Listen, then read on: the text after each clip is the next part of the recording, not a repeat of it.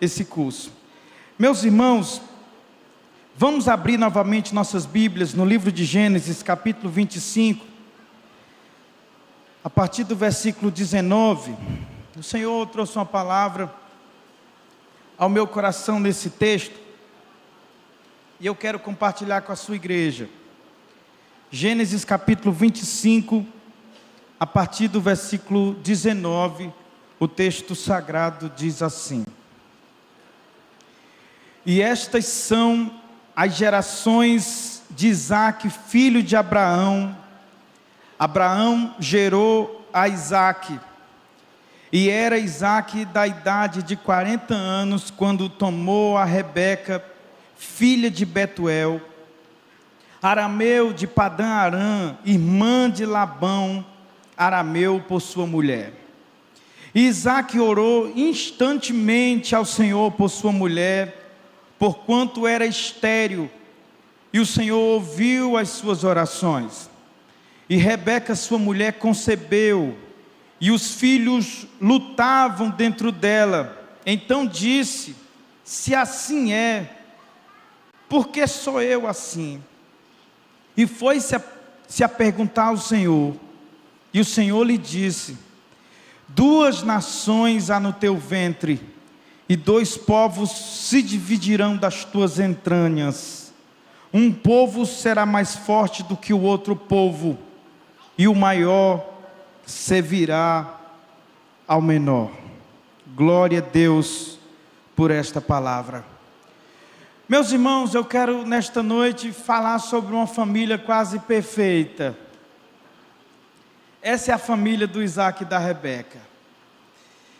Uma coisa maravilhosa que a gente vê quando a gente lê as histórias bíblicas é que a história bíblica, ela não lida com um heroísmo ingênuo, romântico, que oculta e que maquia a humanidade e a fragilidade dos heróis da Bíblia.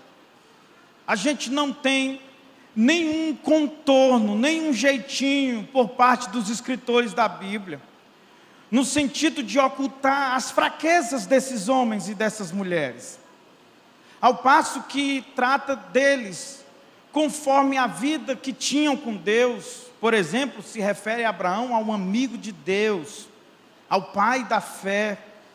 Se refere a Davi como homem segundo o coração de Deus. Se refere a João como discípulo amado. Se refere a tantos outros, com adjetivos que engrandecem e que faz a gente perceber o quanto eram amados e considerados por Deus, pelo seu povo. Esta mesma Bíblia não oculta terríveis falhas desses homens, todos eles, o Abraão, o Davi, o João. Não tem aquele jeitinho de, não, isso aqui não coloca, não, coloca tudo. De modo que a gente aprende com os heróis da Bíblia, tanto, eu diria assim, é uma aprendizagem tanto ativa como passiva. É tanto fazer como eles fizeram, como também não fazer o que eles fizeram. Porque eles também nos ensinam sobre como não viver, o que não fazer, o que não dizer, como não proceder. E a gente aprende com esses homens. Mas, orando ao Senhor por uma palavra nesta noite, Deus tem ao longo da semana me falado sobre esse casal, Isaque e Rebeca. Porque esse casal, meus irmãos, eles tinham tudo para ter a família mais bonita e perfeita da Bíblia. E me chama a atenção, é incrível como Isaque e Rebeca espelha, inclusive inspira o amor romântico. Não é difícil a pessoa dizer: você encontrou sua Rebeca, eu achei o meu Isaque, né? Para se referir a esse amor, a essa união, a esse enlace tão bonito e tão poético, aquela chegada no pôr do sol, no fim da tarde, da Rebeca, e que coloca o véu, e o Isaque vai encontrá-la. Meus irmãos, aquilo retratado numa imagem cinematográfica, num fundo musical, é esplendoroso aquela imagem, e a gente tem esta imagem. Este casamento, este casal é tipo de Cristo e sua igreja. Aliás, tem hinos que retratam isso. Há muitos anos, o cantor Cícero Nogueira, ele compôs um hino chamado Rebeca de Isaac. E ele canta nesse hino, retratando a igreja como sendo a Rebeca. Se é queimada com o sol da justiça, ela é morena. Eu lembro muito criança ouvindo esse hino no interior. Se são tantas como a areia da praia, ela não é pequena. O refrão assim, e quem é ela? O que ela faz? Ela é escolhida, eleita de Deus. Ela é Rebeca de Isaac. E o cantor está falando da igreja, da relação da igreja com Cristo. Perceba como é inspiradora a vida desse homem e dessa mulher. E na verdade Isaac e Rebeca tinham tudo para terem vivido talvez o melhor exemplo e a melhor referência de casamento e família que a gente pode imaginar. Eu fiquei pensando sobre isso a semana toda. Esse Isaac, ele recebeu uma herança moral e espiritual do seu pai, como nenhum outro recebeu. Você imagina ser filho de Abraão, ser filho do pai da fé, ser filho do amigo de Deus. Se o seu pai Abraão não teve a mesma felicidade que ele, de crescer numa casa em que claramente se aludia o temor de Deus, a obediência, porque a casa de Abraão era uma casa idólatra. Josué 24, a gente sabe que lá onde Abraão cresce e vive, era um lugar habitado de idolatria. Seu pai era um fabricante de ídolos, e é desse lugar que Deus tira e faz Abraão literalmente um homem distinto, inclusive do mau exemplo e desse ambiente tóxico que ele foi criado, que ele foi formado. O Isaac não, o Isaac nasce, Abraão já tem em torno de 100 anos, sua mãe 90 anos, uma casa estável, já na velhice, mas um homem que já tinha tido todas as experiências possíveis com Deus, e vai crescer nesta casa, viver junto do seu pai, e tendo junto do seu pai experiências incríveis. Os irmãos imaginam, por exemplo, a experiência do Monte Moriá. A gente pensa aquela experiência como sendo Isaac um garotinho pequeno, mas não, Isaac ali já era um moço, já era praticamente um rapaz, naquele momento em que o seu pai o leva para sacrificá-lo. E veja que experiência tremenda foi para aquele rapaz, ver todos aqueles sinais maravilhosos, de estar ao passo de ser sacrificado pelo próprio pai, e no ato deliberado de obediência dele também, Isaac, porque o seu pai já era um homem de idade avançada. Não seria difícil para um rapaz de em torno de 20 anos, perto disso, reagir àquela situação e não permitir. Afinal de contas, o pai sobe ao monte só com ele. A gente sabe que Abraão deixa os servos e todo mundo e subiu com o seu filho, e de uma maneira totalmente deliberada e voluntária, Isaac se permite aquilo de maneira obediente a Abraão, e vê Deus intervir, a voz de Deus dizer: não mate o teu filho, eu sei que tu amas a Deus. O cordeiro lá para substituí-lo. Isaac viu tudo isso. Esse homem recebe uma herança moral e espiritual que talvez nenhum ser humano poderá ou pode receber. Isaac recebeu uma herança material. Meus irmãos, Abraão era um homem riquíssimo. Naquele tempo, quando um pai tinha 2 filhos, por exemplo, meu amigo Tiago citou isso mais cedo, a herança era dividida em 3 partes. O primogênito receberia 2 partes desse terço, e o outro filho receberia 1/3 dessa parte. Mas Isaac ganhou tudo. Abraão não deu nada para Ismael, despachou Ismael e Agar apenas com água e um pouco de comida. Então Isaac já começa aquele casamento, um homem riquíssimo. Se para Abraão o começo foi de labuta, de sofrimento, pobreza, dificuldade, muitas privações, Deus foi ao longo dos anos prosperando ele, fazendo ele um homem rico gradativamente. Isaac não, Isaac já tem toda essa herança material e uma grande fortuna para ser o líder do seu clã, para ser o chefe da sua família, e cuidar dos seus filhos e cuidar dos seus empregados. Isaac, meus irmãos, diferente de outros, ele teve uma esposa que Deus escolheu. A gente não tem esse relato sobre Abraão, não tem esse relato sobre Jacó, que são os dois outros patriarcas, mas o Isaac, ele teve a esposa que Deus escolheu. A gente sabe disso. O Eliezer vai lá em Padã Arã, ele faz um voto, e Deus aponta Rebeca, Deus indica Rebeca, Deus cria todas as condições para Isaac casar com a Rebeca. A Rebeca foi alguém que o próprio Deus trouxe na mão e entregou para Isaac. Os irmãos imaginam isso? A Rebeca foi Deus que deu a Isaac. Portanto, esse homem tem todas as condições possíveis, meus irmãos, herança espiritual, material. Isaac recebe de Abraão, por exemplo, uma credibilidade, um prestígio como nunca ele poderia imaginar. Ao habitar naquela região dos filisteus, ele desfruta ali de paz, de respeito, de todos aqueles inimigos, porque respeitava o seu pai, honrava o seu pai, porque foi um homem honrado, de credibilidade, e emprestou a Isaac o nome dele. Isaac habita seguro ali, em nome de tudo aquilo que o pai conquistou, e o reconhecimento e o prestígio que o pai teve. Para você ter uma ideia, Isaac cresce com seu pai, e ele casa, e depois de casado, ele convive com seu pai ainda 35 anos. Quando eu começo a ler os conflitos na casa de Isaac, eu fico me perguntando aonde estava Abraão. E não imagine assim, um morando aqui e outro morando lá no outro estado. Meus irmãos, os clãs moravam juntos.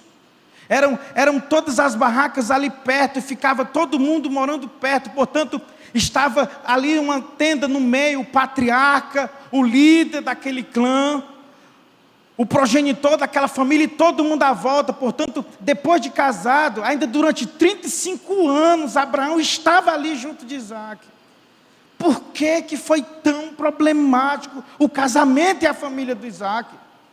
Tendo tudo isso que estou falando com vocês, porque basta ler agora os versículos depois desse que eu li, para vocês verem o quanto de dificuldade este casal enfrentou, e como esta família enfrentou terríveis problemas. Porque esta família tinha tudo para ser perfeita, mas deixou a desejar em muitos aspectos. Sabe o que eu vejo nessa história, meus irmãos? Que o pecado é uma coisa terrível e marca todos nós de uma maneira inevitável. Há um livro chamado Quando Pecadores Dizem Sim. Eu gosto desse livro, porque ele trata da nossa humanidade, da nossa condição de seres humanos pecadores. E nós temos a capacidade de corromper tudo que a gente toca, tudo que a gente se mistura. A gente chegou perto, corrompeu, contaminou, misturou, mexeu.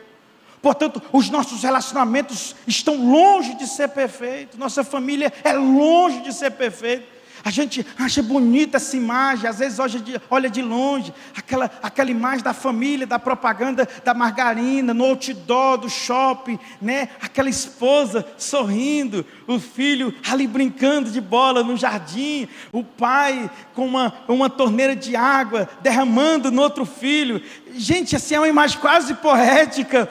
E aí a gente não tem noção de como essas construções, elas vão criando idealizações na gente, que às vezes, inclusive, mexe na cabeça do jovem, do adolescente, no sentido de romantizar e de não perceber que construir uma família nos caminhos do Senhor é algo trabalhoso, é desafiador, requer investimento, energia, requer um processo longo de perdão, de compaixão, de misericórdia, de entrega, de renúncia, de sacrifício e, sobretudo, da mão poderosa de Deus, porque se Deus não edificar a casa, em vão trabalham aqueles que edificam. Meus irmãos, uma família abençoada não é trabalho para seres humanos. A gente não consegue isso sem Deus fazer muita coisa pela gente. Está aqui Isaac e Rebeca agora. E aí o que é mais impressionante é que se a gente fizesse uma análise da vida pessoal desse homem e dessa mulher, você percebe que o pecado é uma coisa tão terrível, que ele é capaz de tornar uma virtude nossa num vício. Aquilo que é uma qualidade se torna algo ruim num relacionamento. Aquilo que é uma força se torna uma fraqueza. E eu vejo isso claramente no Isaac e na Rebeca. Porque se a gente vai traçar o perfil do Isaac, como é o Isaac? O Isaac é um homem manso, pacato. O Isaac cava um poço, alguém entulha, ele vai ali cavar ali.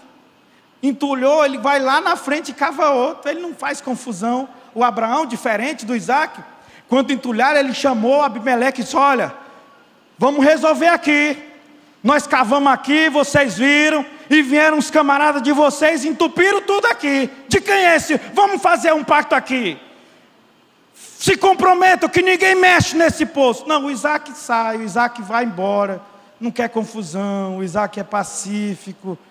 O Isaac está sofrendo com 40 anos a morte da sua mãe. Mas é curioso como aquilo que é uma virtude vai tornando o Isaac um homem negligente, omisso.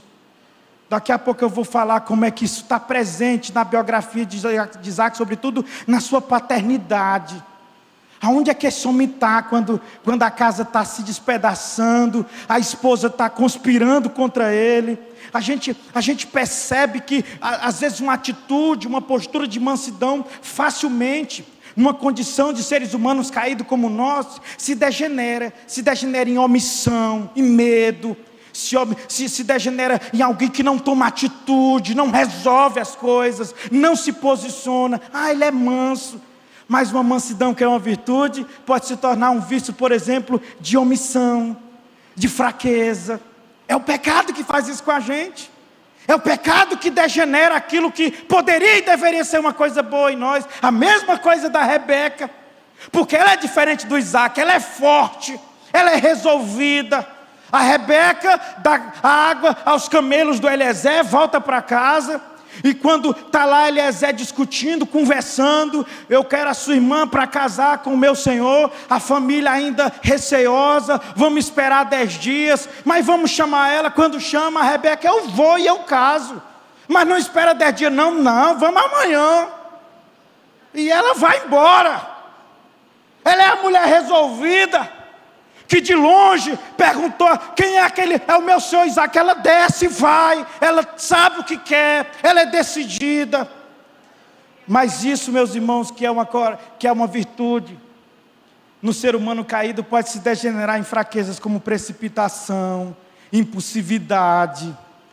A mulher corajosa pode se tornar uma mulher dominadora, agora querendo determinar os rumos, o destino da sua casa, se precipitando, sendo imprudente, fazendo coisas que ela não deveria fazer, colocando a mão onde ela não deveria colocar. Vocês percebem que os nossos relacionamentos, eles padecem disso, e no casamento isso aparece muito. E às vezes aquilo que é uma força, aquilo que deveria contribuir, começa a se tornar algo que joga contra, começa a se tornar algo que incomoda o outro, e que fragiliza aquele relacionamento. É assim como esses dois servos de Deus estão. E aí eu queria entrar um pouquinho para falar de algumas dessas fraquezas do Isaac e da Rebeca, de pelo menos 3, para a gente aprender com eles. E o que é que nós vamos aprender? Nós vamos aprender que não existe família perfeita, e nós vamos aprender que famílias imperfeitas podem viver o plano e o propósito de Deus. Mas a gente pode aprender com Isaac e Rebeca, e não trilhar os mesmos caminhos que eles trilharam. E a primeira coisa que a gente pode aprender, e não trilhar o caminho que Isaac e Rebeca trilhou, é a gente não correr o risco de não discernir os padrões pecaminosos herdados da família que nos formou. Isaac não tem a capacidade de discernir as falhas que vieram no pacote, porque toda herança traz esse pacote, virtudes e vícios. Por isso que a gente precisa ter muito cuidado quando olha para o passado. Não é romantizar como se é tudo perfeito. Não existe tempo perfeito. Os homens são pecadores desde quando Adão e Eva decidiram comer o fruto proibido. Portanto, virtudes e vícios caminham na humanidade e estão presentes, estão impregnados em nós, a despeito da grandeza moral dos nossos pais, por exemplo, porque aqui nós estamos falando do Abraão. E o Isaac, ele não consegue discernir isso. Por exemplo, quando ele se sentiu encurralado e vendo o risco de perder a sua esposa, ele faz igualzinho seu pai. Ele mente e diz que a esposa é a irmã. Ele já tinha aprendido o quanto aquilo foi constrangedor para o seu pai. Ele já tinha aprendido o quanto aquilo era desnecessário. Deus tinha dito: eu te guardarei, eu estarei contigo, eu te prosperarei. Mas ele ainda está receoso quanto à segurança da sua família, da sua esposa. E na primeira oportunidade que ele tinha de testemunhar sua fidelidade, sua confiança a Deus, ele começa a dizer que a sua esposa é a sua irmã. E aí ele passa o constrangimento de ser repreendido por um ímpio, um pagão que paga um sermão para ele como se fosse um homem justo. Porque é isso que Abimeleque faz. Por que você fez isso com a gente? Você poderia ter trazido uma desgraça para nossas famílias. Bastava dizer que ela era sua esposa. Já pensou, meus irmãos, um crente levando uma lição de moral de um homem ímpio, porque ele não confiou em Deus e fez igualzinho ao seu pai? O Isaac é aquele que incorre no erro do favoritismo a um filho. Oh, meus irmãos, isso é terrível naquela família. Esse trio, Abraão, Isaac e Jacó, não aprenderam o problema disso. Porque ao favorecer o filho, e aí cada um tem o seu. O Isaac tem o seu e a Rebeca tem o seu. E a família está literalmente dividida. Chega uma hora que está um armando contra o outro. Ele não percebeu, por exemplo, a gravidade disso lá atrás. Porque da separação de Isaac e Ismael, meus irmãos, dali se surgiria um curso de ódio, de morte. Eu já falei disso aqui. E quem sabe da história, sabe que é hoje povos se odeiam, se matam. Há um problema político complicadíssimo na região do Oriente Médio, porque 2 filhos não foram amados igualmente.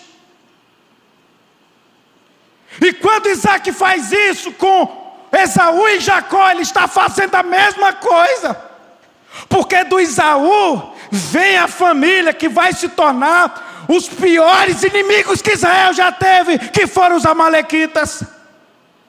Quando Israel vai atravessando o deserto, que se levanta aquele povo para destruí-los, e que Deus decreta um ódio permanente entre aqueles povos, nós estamos falando de 2 famílias que vieram das entranhas de 2 irmãos, que vivenciaram uma casa dividida e que os amou de maneira desigual e injusta. É sério isso, meus irmãos, mas é a Bíblia. Fazer o quê? E a gente aprende, porque a gente às vezes não tem consciência dos vícios que a gente carrega do mundo que nos formou. A gente não tem consciência das manias ruins que prejudicam nosso relacionamento, nossa paternidade. E aí alguém de fora fala, a gente se ofende, porque a gente romantiza demais e a gente não consegue se desvencilhar daquelas impressões que ficaram no nosso caráter. E eu não estou falando aqui de maldição hereditária, isso já é uma heresia que já foi combatida há muito tempo. Eu estou falando de padrões pecaminosos que a gente aprende, e aprende às vezes inconscientemente, aprende por imitação, aprende vendo. Aliás, uma coisa que a gente descobre rapidamente na paternidade é que os filhos aprendem vendo. Eles imitam mesmo. É como uma esponja para absorver virtudes e vícios da gente.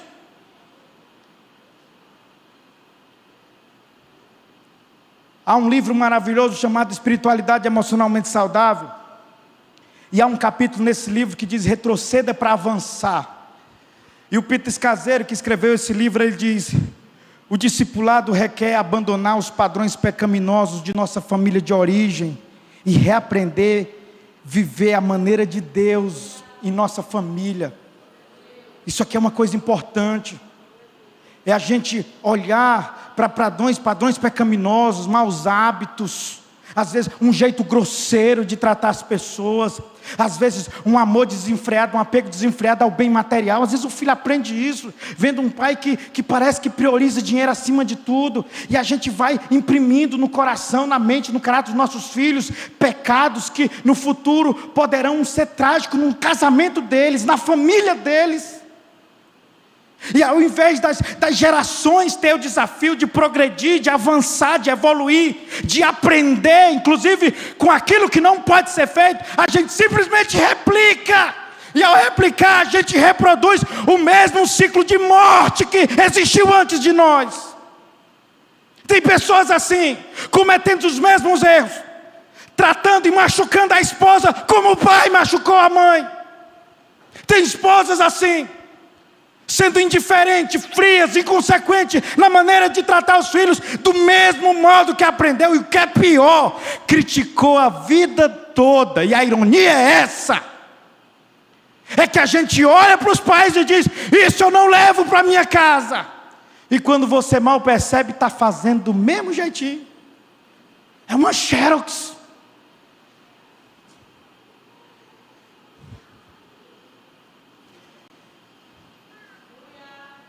Quantos estão recebendo esta palavra, meus irmãos? Só porque está assim um silêncio. Segunda fraqueza do Isaac e da Rebeca: negligenciar o propósito e a vontade de Deus expressa para a sua família. Os meninos nem tinham nascido ainda. Deus veio para Rebeca e disse: olha, são 2 povos nas tuas entranhas, vão se dividir, mas eu já aviso, o menor será senhor do maior. Está dito. Eles crescem e o Isaac, nem aí para isso. Cada um negligenciou do seu jeito. Cada um. O Isaac negligenciou, simplesmente ignorando o que Deus falou, porque ele é apegado a Esaú, gosta da comida que o Esaú faz para ele, e em nome desse afeto, desse amor por Esaú, ele simplesmente decide ungir e abençoar Esaú, e fazer o líder do seu clã, quando Deus disse que não era de Esaú a bênção. Mas a Rebeca também negligencia do mesmo jeito, e negligencia porque ao saber da vontade de Deus, ela decide fazer aquilo acontecer segundo os seus próprios méritos e segundo as suas próprias ações e estratégias. Ela decide ajudar Deus. Ela se desespera, ela olha, Deus falou que é o Jacó, e o Isaac já está ficando cego, e quer o Esaú, e eu tenho que fazer alguma coisa, porque Deus falou. Como assim? Esse tipo de coisa, quanto mais você mexe, mais confusão você arruma para a sua casa. É coisa de Deus. E Rebeca também é negligente ao se precipitar. Aí de um lado, o Isaac esperando a comida do Esaú para abençoá-lo, e do outro lado a Rebeca vestindo Jacó com a roupa do Esaú, ensinando o Jacó a mentir para o pai, levando a comida para receber a bênção que ela sabia que era por direito, porque Deus tinha prometido, mas agora se precipitava ao fazer isso do jeito dela. Oh, meus irmãos, daqui a pouco eu vou falar do problema disso. Se a Rebeca pudesse imaginar a semente maldita que ela estava plantando nessa hora, porque aqui existe a terceira fraqueza que a gente aprende com este casal. É a fraqueza de subestimar a escalada do mal e o seu potencial destruidor na nossa casa. O que destrói um casamento e uma família não é uma bomba que explode da noite para o dia. O que destrói uma família são raposinhas inofensivas, que passam pela vinha, causam pequenos estragos, e a gente, isso não é nada não, tem problema não, isso é besteira, para que eu vou ficar encasquetando com isso? E aí a gente vai deixando aquilo se avolumar, Quando você percebe, está aí a colheita. Porque eram pequenas sementinhas que você estava semeando e regando. E que se tornaria mal, se tornaria destruição na nossa casa, no nosso casamento. Eu fico imaginando esse casal, meus irmãos, e fico me perguntando, aonde é que eles estavam, enquanto Jacó, num ato de insensibilidade, usurpava a primogenitura do seu irmão. Eu fico chocado com isso, porque um irmão chega com fome, o outro está aqui em casa com aquela comida pronto para comer, e aí o irmão pede. Qual é o natural? É compartilhar. O irmão está com fome, é dar um pouco, mas o Jacó usa aquele expediente para usurpar a primogenitura do Esaú. E eu fico me perguntando, aonde Isaac e Rebeca estavam?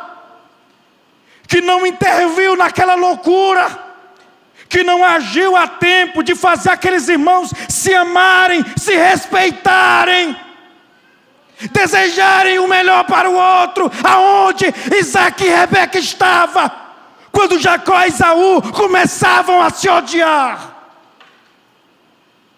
O que faziam esses pais quando esses filhos se dividiam em casa? Em gestos bobos, um tomando a primogenitura de brincadeirinha do outro. Oh, meu irmão, oh, brincadeirinha que ia se transformar em ódio de morte. Aonde Rebeca e Isaac estavam quando Esaú aos poucos ia se tornando um homem frio, um homem inconsequente, profano, que se unia a mulheres pagãs só para ferir a mãe, que olhava para a primogenitura como um privilégio, porque não era só herdar porção dobrada da herança material, mas tinha um valor espiritual também, porque herdava do pai o direito e a autoridade espiritual sobre a sua própria família. Aonde eles estavam que não via esse Esaú, um menino inconsequente, negligente, que virava as costas para a sacralidade da promessa de Deus aos seus pais? Aonde eles estavam que permitiam esse garoto se transformar num homem odioso, capaz de desejar matar o próprio irmão a qualquer custo? Deus está falando com pessoas aqui esta noite, porque você precisa abrir os olhos e ver o mal em pequena escala da tua casa. Abra os seus olhos.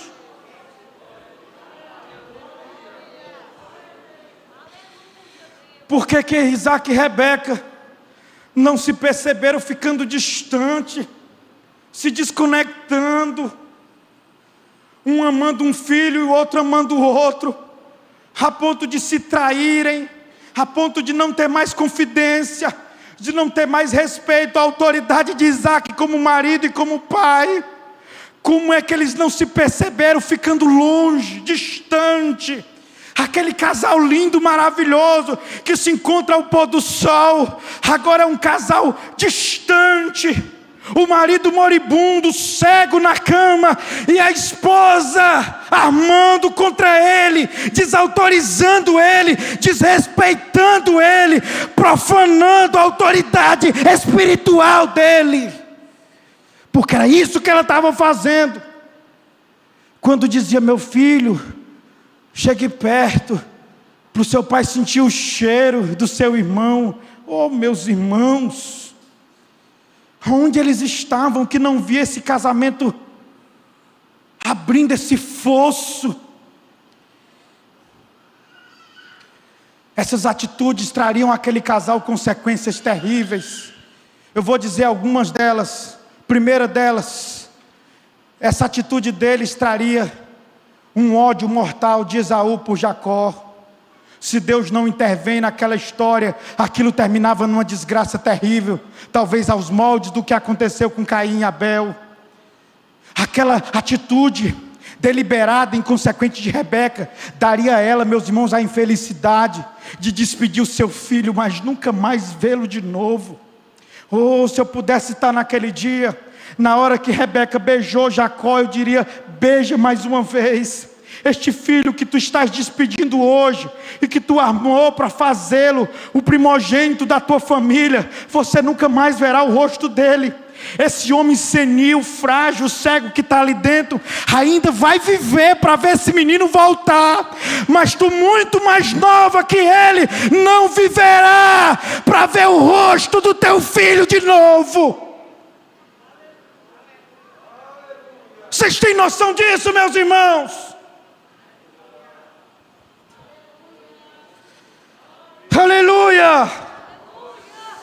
Uma família dividida, um irmão agora desenfreado, casando com tudo que é mulher pagã, e tendo um filho e construindo uma família de gente que vai odiar o povo de Deus.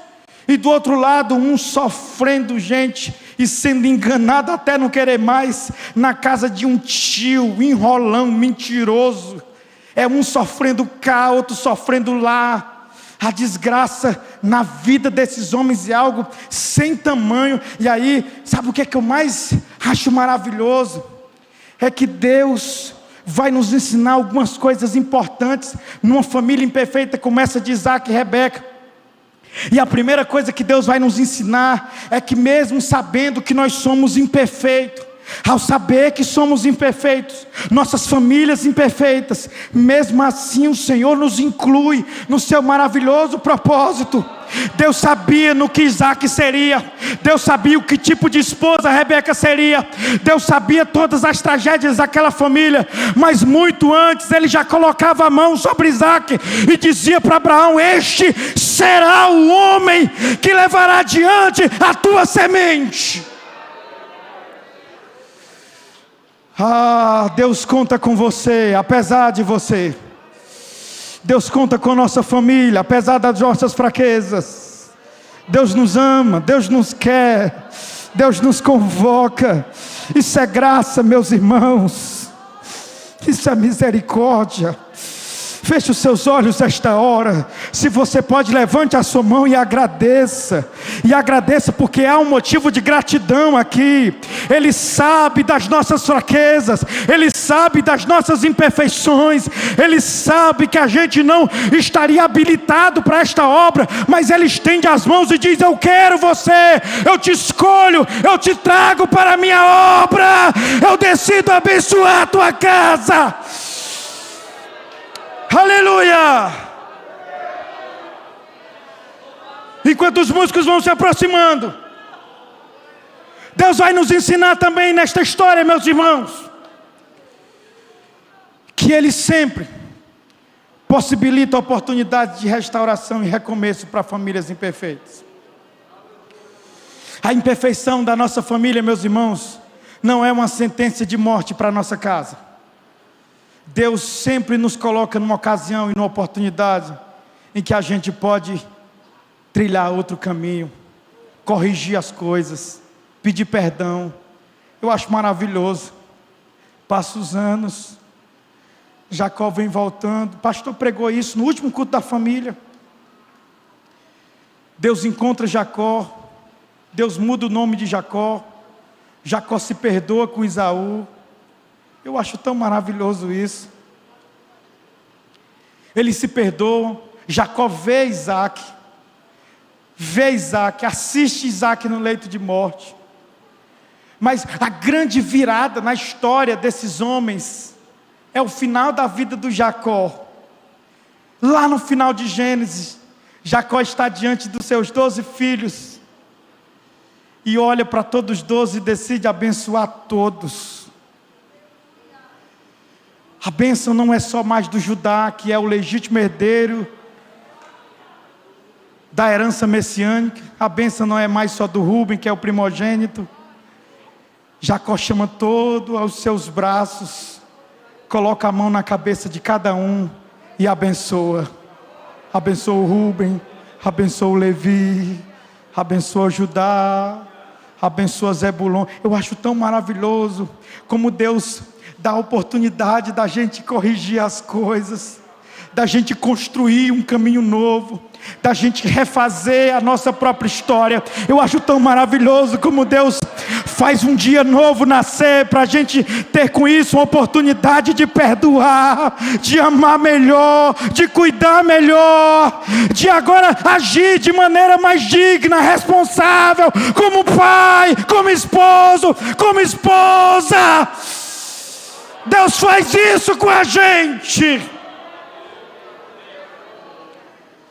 E Ele está dando esta oportunidade para você esta noite. Fique de pé nesta hora em nome de Jesus.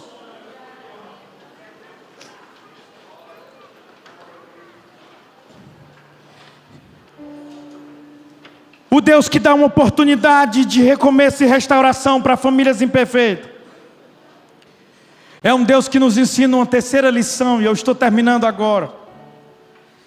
A despeito da nossa humanidade e fraquezas, Deus não retirará da nossa descendência as bênçãos e as promessas que Ele fez aos seus servos que existiram no passado.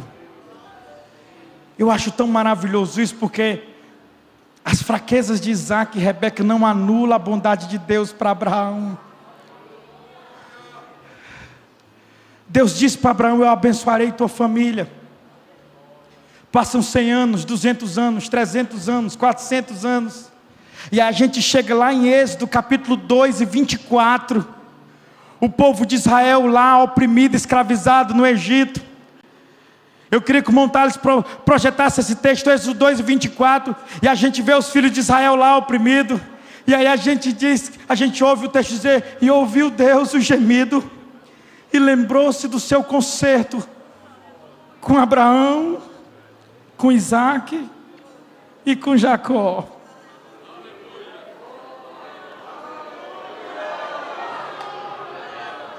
Mais de 500 anos depois, Deus se lembra do que prometeu ao velho Abraão.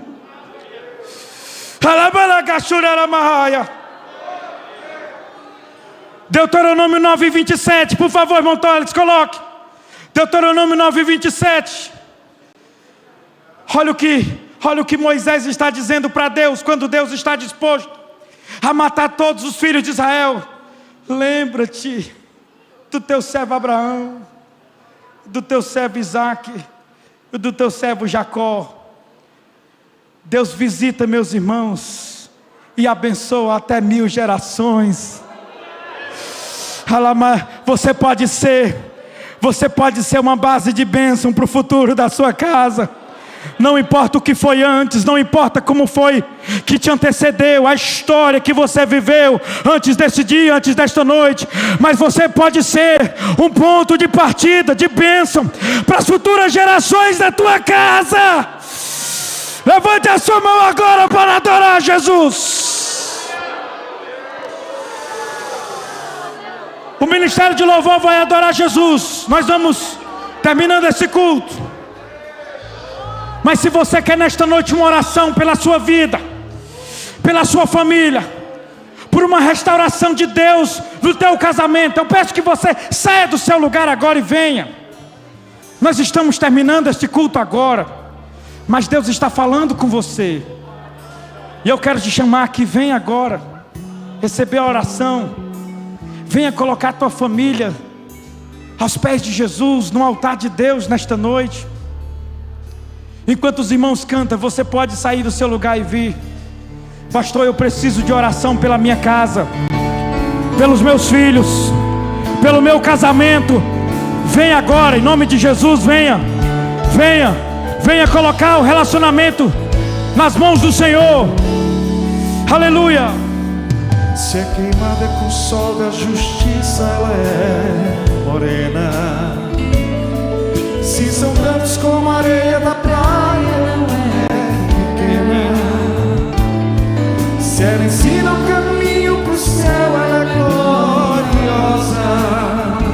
Venha, está vindo pessoas. Venha.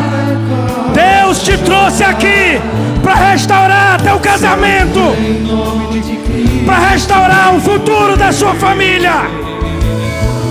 Aleluia.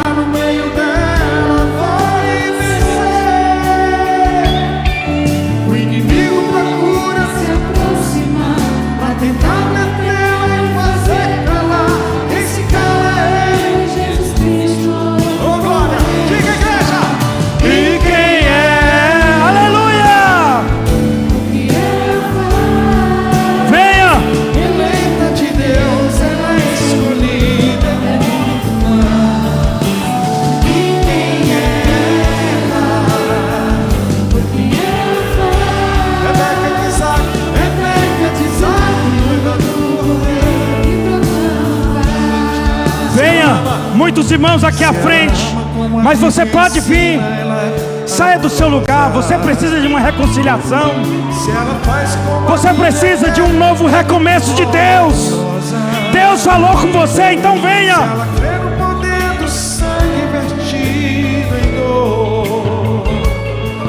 Ela é salva, ela é noiva do Senhor.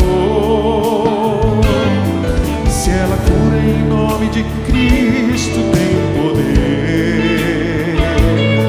Se Jesus está no meio dela, oh glória! O inimigo procura se aproximar.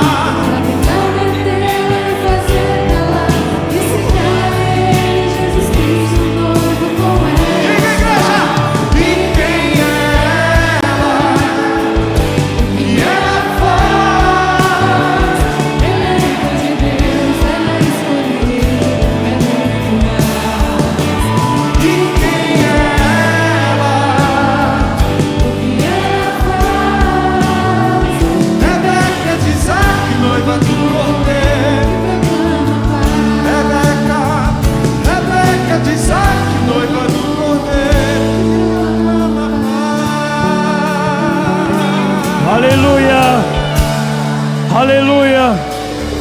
Muitos irmãos aqui na frente, muitas pessoas. Você pode aplaudir o nome de Jesus. Já começamos. É para Ele, meus irmãos. É para Jesus. Aleluia. Vamos orar agora. Mais pessoas chegando. Vamos orar por todos esses irmãos e irmãs. Deus está fazendo algo maravilhoso aqui, meus irmãos. Eu sei que está fazendo também na sua casa agora, na sua família. Você que acompanha este culto agora, vamos orar agora. Ore pela sua família. Ore pela sua casa. Você pode ser o ponto de partida da bênção de Deus para as futuras gerações da sua família. Aleluia. O Deus que visita a iniquidade dos pais até a 4ª geração é o Deus que abençoa até 1000 gerações.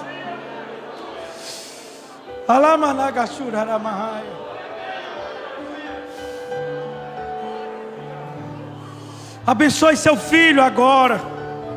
Se você está perto dele, abençoe ele. Abençoe sua esposa. Abençoe seu esposo.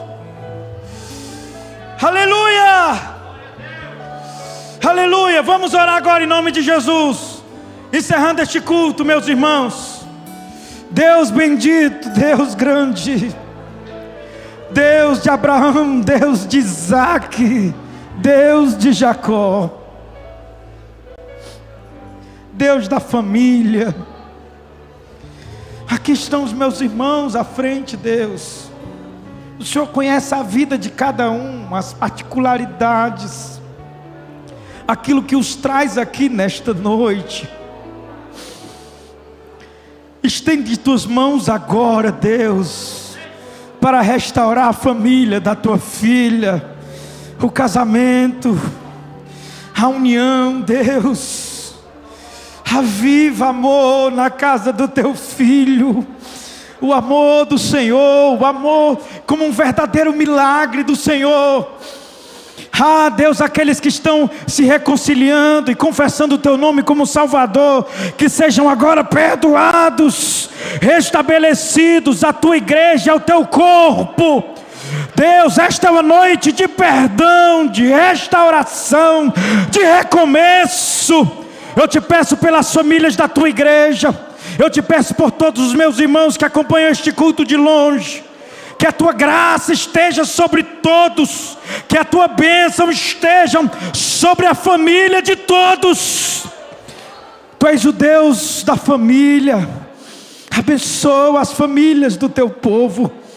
Eu te peço estas coisas e te agradeço. No nome santo de Jesus. Receba a bênção em nome de Jesus.